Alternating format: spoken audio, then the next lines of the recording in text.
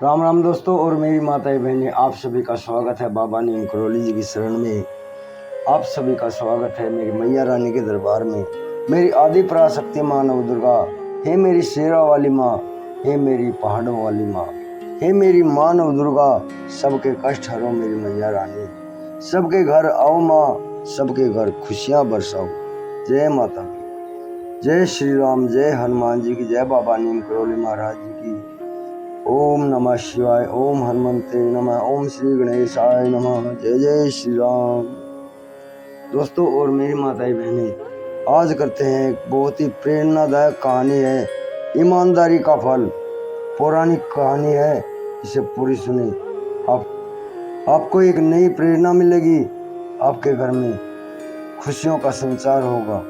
यही मेरी प्रार्थना है प्रभु की शरण में। पूरा सुने। ईमानदारी का फल।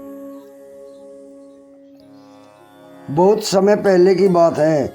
एक छोटे से गांव में एक किसान रहता था जिसका नाम रामू था। रामू बहुत मेहनती और ईमानदार व्यक्ति था। वह हर दिन अपने खेत में कड़ी मेहनत करता और अपनी फसल को अच्छे से संभालता। रामू के पास एक छोटा सा खेत था जिसमें वह सब्जियां और फल उगाया करता था। रामू की ईमानदारी और मेहनत की चर्चा पूरे गांव में थी। एक दिन रामू अपने खेत में काम कर रहा था कि अचानक उसे जमीन के नीचे कुछ चमकता हुआ दिखाई दिया। उसने उस जगह को खोदा और पाया कि वहां पर एक पुराना सोने का सिक्का था। रामू बहुत खुश हुआ, लेकिन उसने सोचा कि यह सिक्का किसी और का हो सकता है।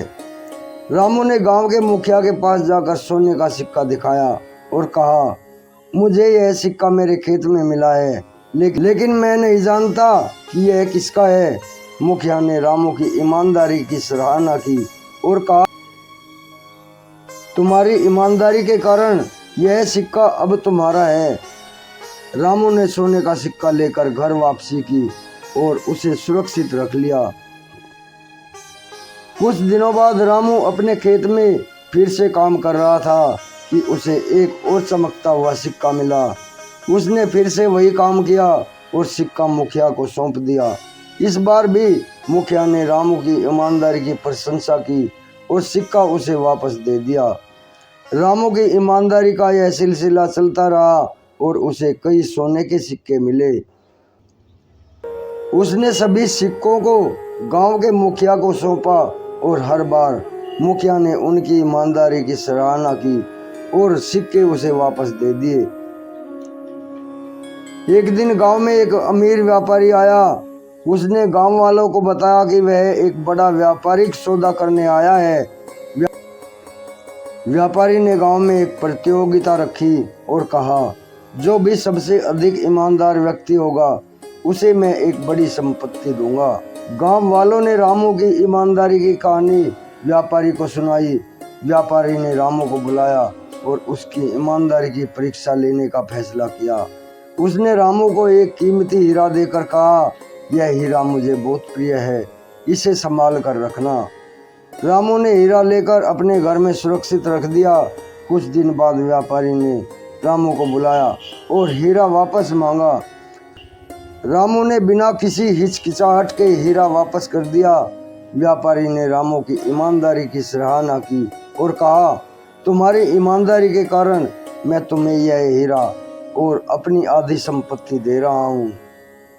रामू ने व्यापारी का धन्यवाद किया और हीरा और संपत्ति को स्वीकार किया।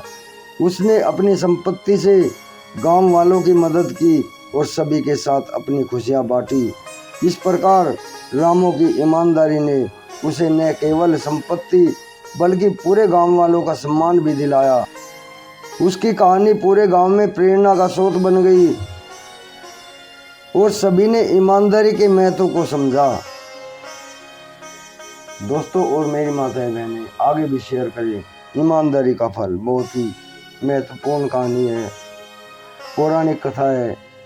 आपके घर में सदैव खुशियां हो, यही मेरी प्रार्थना। सुखी रहें, स्वस्थ रहें, समृद्ध रहें, यही मेरी प्रार्थना। जय राम।